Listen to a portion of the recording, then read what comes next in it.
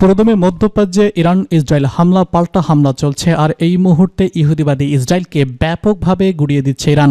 এই মুহূর্তে আমাদের হাতে এসেছে গুরুত্বপূর্ণ তাজা আপডেট সংবাদ। প্রথমেই জানাবো, সামনে আরো কঠিন সময় আসছে বলছে ইসরায়েলের সেনাপ্রধান। আরও থাকছে ইরানের ইস্পাহান পারমাণবিক স্থাপনায় বিস্ফোরণ। আরও জানিয়ে দিব, খুঁজে খুঁজে ইসরায়েলের অর্ধশতাধিক গুপ্তচরকে ধরল ইরান। জানিয়ে দিব, নতুন দায়িত্ব নেওয়া ইরানি ড্রোন কমান্ডারকেও মেরে ফেলেছে ইসরায়েল।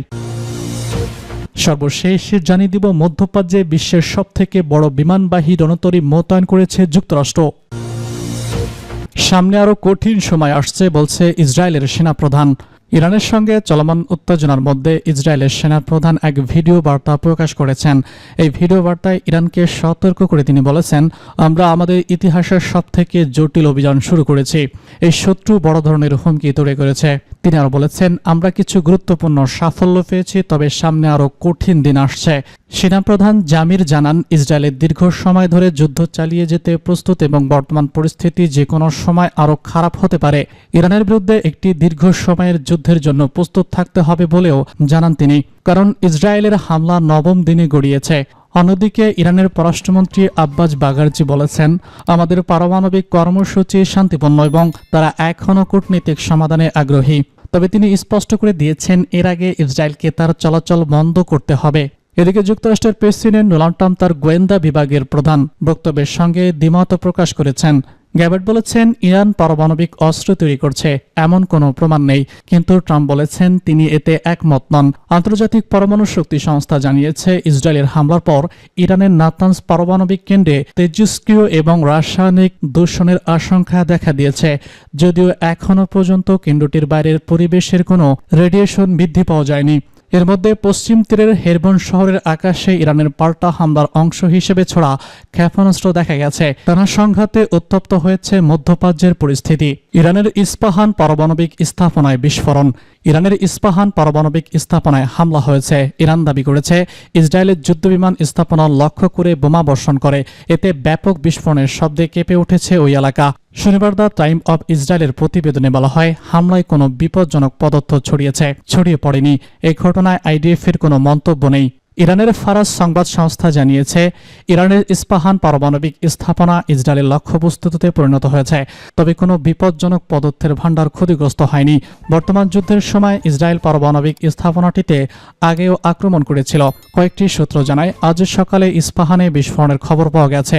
সেখানকার ইন্টারনেট বন্ধ থাকায় এর কোনো খবর পাওয়া যায়নি। এদিকে ইরানের ইসলামী রেজলিউশনারি গার্ড কোর্পসের ড্রোন ইউনিটের দ্বিতীয় কমান্ডারও নিহত হয়েছেন।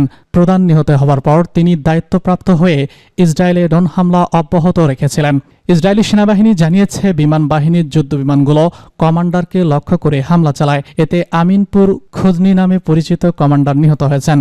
এই কমান্ডার ইরানের দক্ষিণ পশ্চিম থেকে ইসরায়েলের দিকে শত শত এমবিইউ ড্রোন নিক্ষেপের তত্ত্বাবধানে নিযুক্ত ছিলেন। খুঁজে খুঁজে ইসরায়েলের অর্ধশতাধিক গুপ্তচরকে ধরল ইরান। ইসরায়েলের সঙ্গে চলমান উত্তেজনার মধ্যে ইরানে বড় ধরনের অভিযান চালানো হয়েছে। দেশটির কুর্দিস্তান প্রদেশের প্রসিকিউটর দপ্তর জানিয়েছে, মোসাদের সঙ্গে যুক্ত ৬০ গুপ্তচরকে গ্রেপ্তার করেছে প্রশাসন। এনাদুলের এক প্রতিবেদনে জানায়, এই ব্যক্তিরা ইসরায়েলের হয়ে গুপ্তচরে কাজ করছিল বলে অভিযোগ তোলা হয়েছে। প্রতিবেদন থেকে আরও জানা হয়, তারা ইরান সফরের বিরুদ্ধে কাজ করেছিল এবং ভুয়া খবর ছড়াচ্ছিল।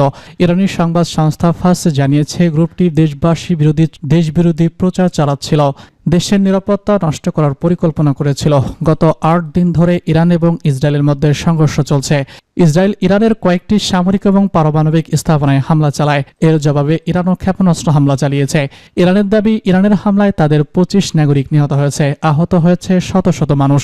অন্যদিকে ইরান জানিয়েছে, ইসরায়েলের হামলায় তাদের ৬৭০ জন নিহত হয়েছে, আহত হয়েছে ১৩০০-এরও বেশি মানুষ। নতুন দায়িত্ব নেওয়া ইরানি ড্রোন কমান্ডারকেও মেরে ফেলেছে ইসরায়েল। ইরানের ইসলামী রেজলিউশনারি গার্ড কোর্পসের অন্য আরও একটি দুঃসংবাদের দিন। শনিবার তাদের ড্রোন ইউনিটের দ্বিতীয় কমান্ডার কেউ নিহত হয়েছেন। প্রধান নিহত হওয়ার পর তিনি দায়িত্বপ্রাপ্ত হয়েছিল বলে ড্রোন কর্মকর্তারা জানিয়েছেন। ইসরায়েলি সেনাবাহিনী দাবি করছে আইআরজিসির মনুষ্যবিহীন বিমানবাহী যান ইউনিটের নতুন কমান্ডারকে হত্যা করা হয়েছে। খবর আল জাজিরার।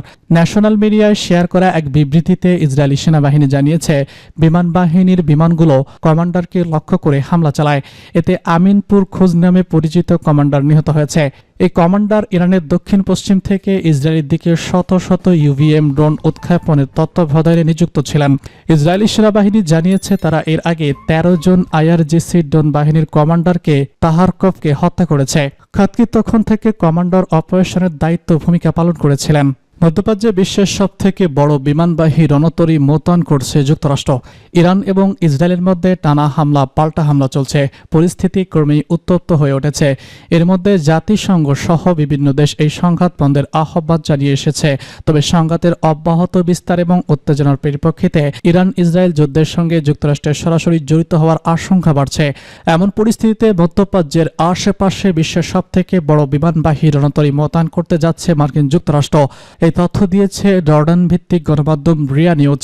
একজন মার্কিন নৌবাহিনীর কর্মকর্তার বরাত দিয়ে রিয়া নিউজ জানিয়েছে ইউএস ডোনাল্ড আর ফোর্জ বাহিনী রণতরী আগামী সপ্তাহে ইউরেনিয়াম জলসীমায় ইউরোপীয় জলসেবার উদ্দেশ্যে রওনা দিবে। ইরান এবং যুক্তরাষ্ট্রের ঘনিষ্ঠ মিত্র ইসরায়েলের মধ্যে সংঘর্ষ শুরু হওয়ার পর অঞ্চল জুড়ে উত্তেজনা বৃদ্ধির প্রেক্ষাপটে এটি হবে মধ্যপ্রাচ্যের আশেপাশে মোতায়েন তৃতীয় মার্কিন ক্যারিয়ার। নৌবাহিনীর এই কর্মকর্তার মতে ইউএস ডোনাল্ড আর ফোর্স আগামী 24শে জুন সকালে তার হোম পার্ট আভিয়ান নরফোক থেকে ইউরোপের উদ্দেশ্যে রওনা হবে।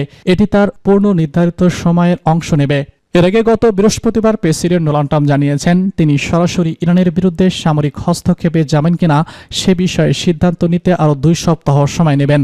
2017 সালে কমিশনপ্রাপ্ত এই জাহাজটি যুক্তরাষ্ট্রের সবথেকে অত্যাধুনিক এবং পারমাণবিক চালিত বিমানবাহী রণতরী।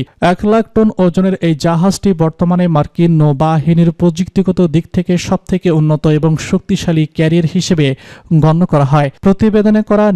প্রতিবেদনে রয়্যাল নিউজ জানায় বর্তমানে ইউএস হাল ভিশন কয়েক মাস ধরে মধ্যপ্রাচ্যে মোতায়েন রয়েছে এবং এটি ইয়েমেনের হুতিদের লক্ষ্য করে চালানো মার্কিন বিমান হামলায় অংশ নিয়েছে। সাম্প্রতিক দিনগুলোতে যুক্তরাষ্ট্র ইউরোপ জুড়ে অবস্থিত বিভিন্ন ঘাঁটিতে বড় সামরিক পরিবর্তন বিমান পাঠিয়েছে এবং কাতারে অবস্থিত আল দেইদ বিমান ঘাঁটি থেকে বহু বিমান সরিয়ে নেওয়া হয়েছে। ধারণা করা হচ্ছে সম্ভাব্য ইরানি হামলার আশঙ্কায় এই ব্যবস্থা নেওয়া হয়েছে। এদিকে শুক্রবার নিউ সার্চিতে সাংবাদিকদের সঙ্গে আলাপকালে প্রেসিডেন্ট ডোনাল্ড ট্রাম্প বলেছেন ইরানের বিরুদ্ধে চলমান যুদ্ধে ইসরায়েল জয়লাভ করছে। ইসরায়েল যেহেতু বর্তমানে জয়ের পথে রয়েছে তাই তাদের এখনও হামলা বন্ধ করতে বলা আমার জন্য সহজ নয়। ট্রাম্প বলেছেন যদি কেউ জয়ী হয় তাহলে তাকে হামলা বন্ধ করতে বলা কঠিন হয়ে পড়ে, কিন্তু কেউ যদি পরাজিত হয় তখন তাকে থামতে বলা সহজ হয়। তবে আমরা আমাদের আলোচনার জন্য প্রস্তুত আছি এবং ইরানের সঙ্গেও কথা বলছি, কি হয় তা দেখা যাক। এ সময় ট্রাম্প দাবি করেছেন চলমান যুদ্ধে ইসরায়েল ইরানের সবথেকে ভালো করছে। তিনি বলেছেন ইসরায়েল যখন জয়ের পথে থাকে তখন তাদের থামানো কঠিন হয়ে পড়ে। ইসরায়েল খুব ভালো করছে যুদ্ধে আর ইরান তুলনামূলকভাবে কম ফলাফল পাচ্ছে। বিশ্লেষকরা মনে করছেন ট্রাম্পের এই বক্তব্য স্পষ্ট হয় তেল আবিবের সামরিক অভিযানের প্রতি ওয়াশিংটনের পূর্ণ সমর্থন অব্যাহত রয়েছে।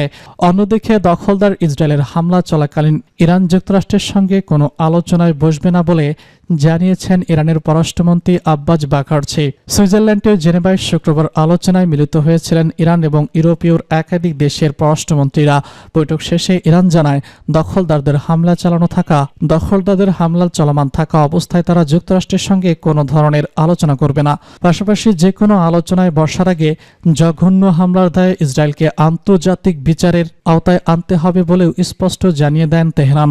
আব্বাস বাঘারচি বলেছেন ইসরায়েলের আগ্রাসন বন্ধ হলে এবং ইরানে যে জঘন্য হামলা চালানো হয়েছে তার জন্য আগ্রাসনকারীদের বিচারের ব্যবস্থা নিশ্চিত করা হলে ইরান আরও কূটনীতিক সমাধানের পথে বিবেচনা করতে প্রস্তুত রয়েছে। তিনি আরও বলেছেন ইরানের পরমাণু কর্মসূচি সম্পূর্ণরূপে শান্তিপূর্ণ উদ্দেশ্যে পরিচালিত হচ্ছে।